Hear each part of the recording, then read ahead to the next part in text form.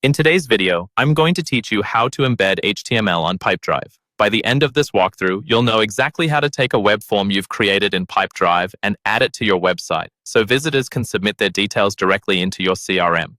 First, make sure you're logged into your Pipedrive account. From the main dashboard, look towards the top navigation bar and find the section labeled Leads. Go ahead and click on Leads, and from the drop-down that appears, choose Web Forms. This is where all of your existing forms are stored and where you can manage how they're shared and embedded.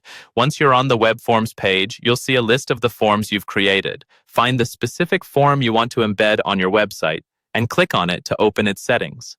It might be a contact form, a demo request form, or any other type of lead capture form you've built. With the form open, look for an option that says Share and Embed.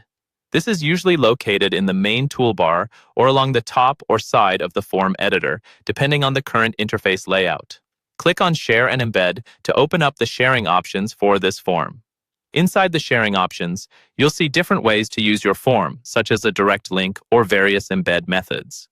Here, you want to click on the option labeled Embed. This will display a block of HTML code, usually in the form of an iframe or a script snippet that you can add to your website. Now, you'll see a button that says Copy to Clipboard. Click this button to copy the entire embed code. Make sure you don't modify anything inside this code, because any small change could prevent the form from loading correctly on your site. With the code copied, switch over to your website's HTML editor. This might be in your content management system, your landing page builder, or your site's raw HTML files. Find the exact spot on the page where you want the form to appear.